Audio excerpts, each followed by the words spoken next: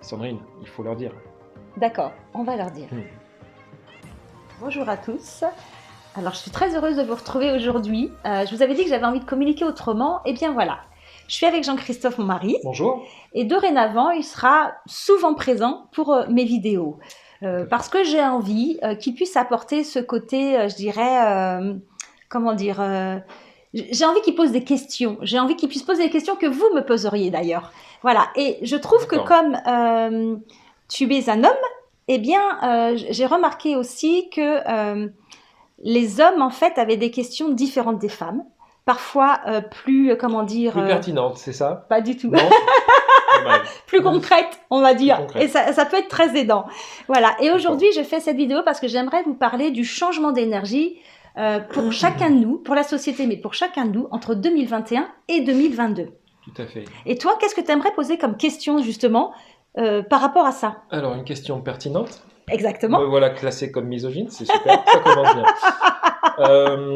Alors, effectivement, moi, l'autre jour, on avait une petite discussion sur les énergies de la fin de l'année et justement la transition entre les deux années. Donc, moi, il se trouve que je suis numéro 4. Enfin, j'étais en 2021 numéro 4. Non, tu étais en année. Voilà, j'étais en année 4, ça commence.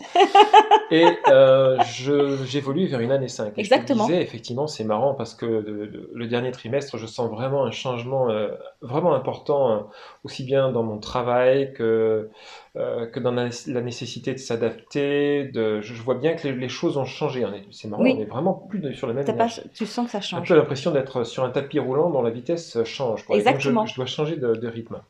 Oui, alors du coup, on peut faire peut-être une petite par rapport à toi, justement. Tous ceux qui...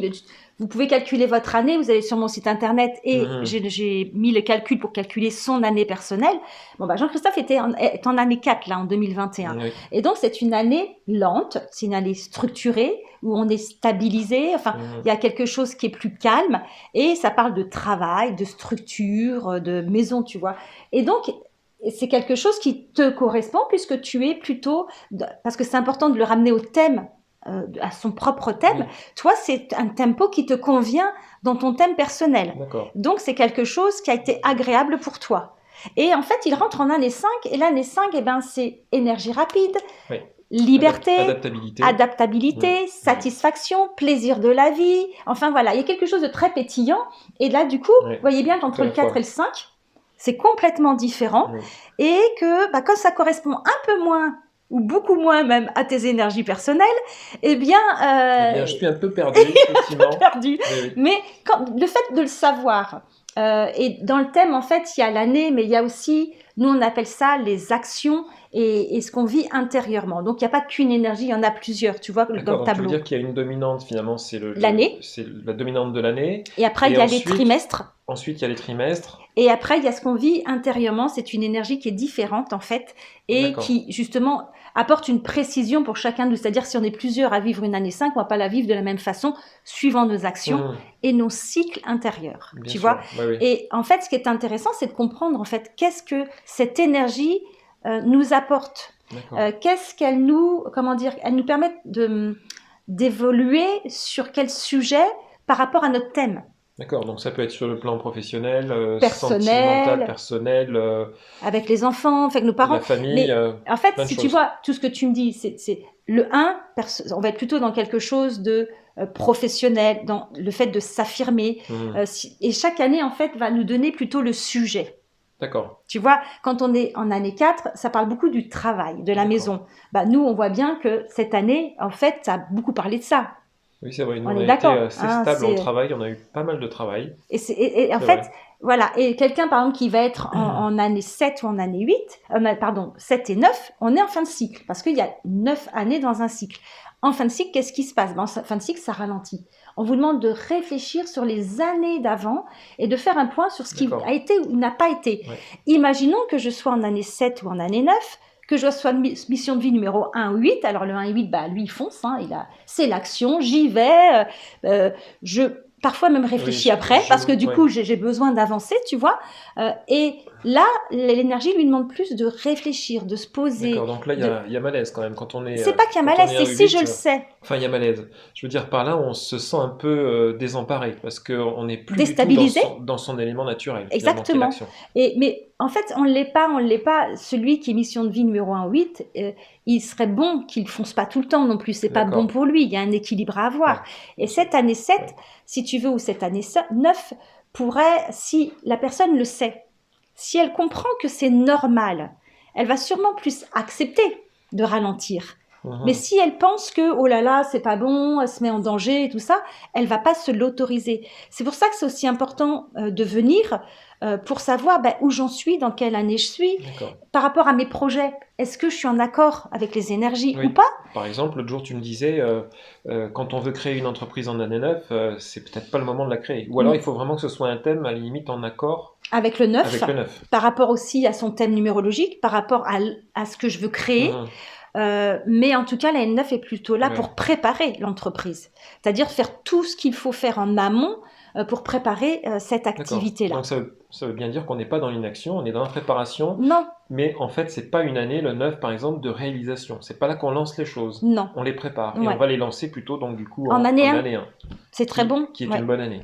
D'ailleurs, on a envie, en année 1, il y a quelque chose qui nous pousse. Il y a d'autres bonnes années comme ça pour la création d'entreprise? J'aime pas le mot bonnes années, tu vois, parce que alors, par rapport... année favorable, si tu préfères. Eh ben, ça dépend quelle est ta mission de vie. Ça dépend de ton thème aussi. Donc c'est plus nuancé que ça. Oui, parce que quelqu'un qui est mission de vie numéro 9 et qui commence quelque chose en 9 qui va parler de qui il est. Oui. C'est peut-être pas inintéressant. Tu vois ce que je veux dire? C'est pour ça que c'est important que je puisse voir le thème. Et en fait, ce qui est important pour moi, c'est que chacun puisse aller vers où il a envie d'aller, mais d'y aller avec assurance. De ne pas se poser des questions, est-ce que j'ai raison, est-ce que j'ai tort, est-ce que je dois y aller, est-ce que je dois pas y aller, parce que en fait c'est ça qui fait qu'on n'avance pas. Oui, ou qu'on est à contre-temps, parce qu'il y a aussi des gens qui peuvent être à contre-temps finalement, enfin à contre-temps, à contre-courant carrément des énergies. Oui, alors ça c'est très fatigant. Oui. Et après ce sont des gens qui sont épuisés, parce que tu comprends bien que quand tu es dans une année lente et que la personne veut aller vite, tu vois, c'est comme si je veux dire que tu avais des vents contraires à toi et que si tu nageais dans un torrent à contre-courant. Voilà, exactement, c'est épuisant. T'avances pas, mais tu vas avancer, mais ça va être t'as énormément d'efforts pour peu de résultats et c'est hyper frustrant. Alors attends, parce que ces efforts que tu vas faire, même s'ils génèrent peu de résultats dans l'instant, est-ce que ensuite ils vont quand même porter leurs fruits, ou est-ce que c'est vraiment un peu perdu? C'est perdu. Ah oui, c'est perdu carrément. Ah oui. Et donc en on plus, a quand même intérêt à savoir ce qui est dommage en fait, c'est que tu vois, on va dépenser énormément d'énergie. On n'est pas dans la bonne année. Et on va croire qu'on a tort, que c'est pas ce qu'on devrait faire. Oui, alors qu'on fait simplement au mauvais moment. Exactement. Et c'est dommage, parce que du coup, tu passes ton chemin, tu vas vers une autre direction. Tu passes à côté finalement de ce qui était peut-être fait pour toi. Bah oui. D'accord. Tu vois, donc c'est quand même dommage. Ah oui, ça peut être quand même assez décisif finalement. Oui. Et donc, c'est pour... Alors voilà, on pourrait peut-être... dire par exemple en 2021 on était en année 5. Moi j'aime bien aussi qu'on puisse... Ah oui, si, t'as raison, on était en année 5. En année 5. Et c'est lui qui calcule, vous avez vu? Il n'y a pas intérêt à me gourer. Bon, en 2021, on était en année 5. Heureusement que c'est pas moi qui calcule, hein. Ce serait tout faux. Et donc l'année 5... Rassurez-vous, c'est pas moi qui fais les thèmes. Non, j'ai un logiciel pour ça. Je suis pas l'assistant qui fait les thèmes. Et donc l'année 5, tu vois, ça parle de liberté ou d'emprisonnement. Ça parle de plaisir ou de frustration. Tu vois, 2021. Donc 2021, liberté ou emprisonnement, c'est intéressant ça. Tu vois, et en 2022, il n'y a que des deux, et on arrive en année 6. L'année 6, c'est l'engagement ou le désengagement. Ça parle des choix de cœur ou des choix de raison. Tu vois, et quelqu'un qui fait un choix de raison, souvent il ne suit pas son cœur et c'est pas top. Le 6, ça parle de belles choses. Tu vois, ça parle d'amour ou de haine. Tu vois, et donc selon comment on vit son année, comment on va vivre l'année, on va pouvoir plus le ressentir un côté ou l'autre. Et on n'oublie pas de revenir à son thème personnel. Alors quelqu'un qui est mission de vie numéro 6, qui vit une année 6, eh bien, ça a un impact plus fort. Tu vois, en fait, il y a tellement de facettes à prendre en compte. Finalement, il sera dans son année. Oui, donc ça amplifie. Okay. Et en fait, tu vois bien qu'en numérologie, il y a le thème de la personne, il y a l'année, et en ce moment, l'année a son importance puisqu'on change de cycle, on change d'année. Donc, c'est important d'aller voir, tu vois, ce qui se passe. Mais on ne peut pas prendre qu'une chose. Oui. Il faut prendre tous les paramètres. On va venir te voir finalement un peu pour préparer son année, l'année à venir, Oui. en cette fin d'année, quoi. Pour préparer, j'ai envie de dire, pour y aller d'une façon plus facile, Optimale. plus fluide, optimale, et en même temps, pour se donner, comment dire, quand tu sais que tu es sur le bon chemin, tu y vas d'une autre façon. C'est quand même rassurant. Tu crois en toi, donc tu y vas vraiment. Oui. Tu vois, t'es pas dans le doute. Quand tu es dans le doute, tu sais, tu tâtonnes, tu y vas pas, tu y vas. Alors que quand tu es sûr que, ok, c'est vraiment... Quelque part, c'est un peu une libération finalement. De savoir que c'est bon, on est sur le bon chemin, ou voilà, on n'y est pas, mais on sait ce qu'on doit rectifier. Ah, mais moi, je vois le avant, le après. La personne, elle a envie d'y aller, elle doute. Avant que les jeunes viennent te voir et après qu'ils se sont... Et une fois qu'on a fait le rendez-vous, eh bien, elle se rend compte qu'elle est pleinement dans ses énergies. Et là, je vois quelqu'un qui est plein d'énergie, qui se dit, alors j'y vais, je fonce, et c'est bon, quoi. Tu vois, il y a quelque chose qui s'est débloqué, et la personne se réalise, va vers ses objectifs. D'accord. Et alors, par rapport justement à la numérologie, là, on vient de survoler un petit peu, de voir quels étaient les grands principes. Mais est-ce que, sans trop descendre, si tu veux, comment dire, en profondeur, dans le détail de ce qu'est la numérologie, est-ce qu'on peut en dire un petit peu plus? Est-ce que, par exemple, il y a des énergies qui sont secondaires, mais qui aussi ont une grande importance? Ou est-ce que c'est vraiment... est-ce que ça dépend d'autres critères, d'autres choses qu'on va regarder dans le thème? Ça fonctionne comment? Alors, du coup, moi, je vais prendre... quand j'ai un thème devant les yeux, pour moi, toutes les énergies sont importantes parce que je vais prendre les prénoms, tu sais, tous les prénoms, le nom de naissance, la date de naissance, et mon thème va être fait de ces deux informations qui viennent de deux sources différentes. Et pourtant, systématiquement, ça se répond. Tu vois ce que je veux dire? Comment dire? On retrouve dans la date de naissance, dans mon thème, les mêmes énergies qu'on va retrouver dans le prénom et le nom de la personne. Et donc, ça renforce... Ça, quand même. Ah oui, moi, ça m'étonne. Et ça renforce certaines énergies. D'accord. Et j'ai besoin de tout le thème. Je ne peux pas dire que je vais avoir des choses qui vont être plus importantes que d'autres. En fait, j'ai plutôt des énergies qui confortent, qui confirment, qui amplifient une autre énergie.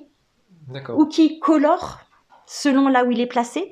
Par exemple, quelqu'un qui a, par exemple, qui est mission de vie numéro 7, eh bien, son 7 peut être coloré selon là où il se situe dans le thème. Alors, numéro 7, qui correspond à quoi Alors, là, c'était pas ça qui était intéressant, mais c'est pas grave, on y va. Moi, je me pose la question. Le numéro 7, ok.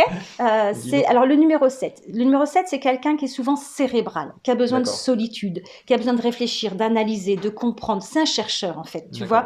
Il y a très, très longtemps, les 7, c'était plutôt les saints. C'était plutôt les prêtres, les moines, les sœurs, tu vois. Pourquoi il y a très très longtemps? Parce que c'est pas ça que je veux dire, c'est que ceux qui étaient mission de vie numéro 7, ça, ils allaient naturellement, plutôt vers cette carrière. Alors qu'aujourd'hui, non. D'accord. Hein, tu vas en trouver dans toutes les, je dirais...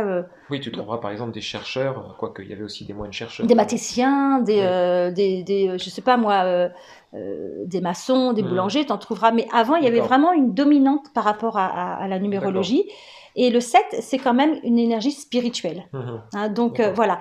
Et ce 7, alors pourquoi tu me demandais le 7 par rapport à quoi? Du coup, je suis un peu perdue. Je ne sais plus. D'accord. Il avait envie que je parte du 7, c'est tout. Hein, donc, parce qu'il en a beaucoup, hein, c'est pour ça que ça l'intéresse. On était en train de parler des dominantes en réalité. Oui, tu me disais, il n'y a par pas exemple, une énergie qui domine en fait, si tu veux. C'est qu'il faut vraiment regarder le thème au global. Si tu es mission de vie numéro 7, il y a tout le reste qui compte. Tu n'es pas que mission de vie numéro 7, c'est ça que je veux dire. Il y a le champ d'expérience qui va davantage me parler de ta personnalité. Enfin, voilà, il y a plusieurs plans. Il y a le plan, si tu veux, il y a le plan physique, le plan émotionnel, le plan mental, le plan spirituel. D'accord. Tu vois, donc... Et tout ça va se répondre et finalement former un profil qui va diriger l'année en réalité. L'année et la vie d'ailleurs. Exactement, voilà, c'est ce que j'allais te dire. Toi, déjà ta personnalité, qui tu es, comment tu vis, comment tu le vis, quels sont tes freins, quelles sont tes forces. Voilà, ça parle de toi dans sa globalité. Et moi, je ne peux pas dissocier une énergie de l'autre. Tu vois, j'ai besoin de la totalité, du tout, pour pouvoir justement être avec la personne dans son, je dirais, dans sa globalité. Oui, je comprends. Tu vois ? Très bien. Alors, je ne sais pas où on en est sur les vidéos, mais on disait qu'on ne voulait pas faire quelque chose de trop long. On va peut-être s'arrêter là. Oui, je trouve que c'est déjà pas mal. C'est déjà pas mal. Ouais. Donc, qu'est-ce qu'on peut souhaiter finalement à ceux qui nous regardent aujourd'hui et qui veulent... ouais, je vois ce que tu veux dire. Qui sont intéressés par la numérologie. Quel conseil tu pourrais leur donner? Qu'est-ce que tu peux leur dire? Alors, ce que j'aurais envie là de partager, si tu veux, c'est que si des personnes vraiment sentent qu'ils sont dans ce cas-là, qui sont vraiment dans des questionnements, eh ben, je leur conseille vraiment de prendre rendez-vous, d'aller sur mon site www.sandrine-numérologue.com.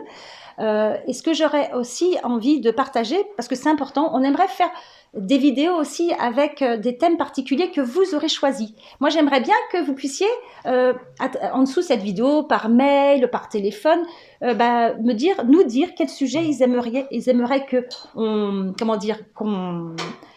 mince, du coup, j'ai pas le mot. Que l'on développe, tout simplement. Quel sujet ils aimeraient qu'on développe afin qu'on puisse faire des vidéos qui vous concernent. Hein, voilà. Et bien, écoutez, on n'a plus qu'à vous souhaiter une bonne journée. Voilà, merci. À vous dire à très bientôt. Voilà, n'oubliez pas d'appuyer sur le petit pouce. Voilà. de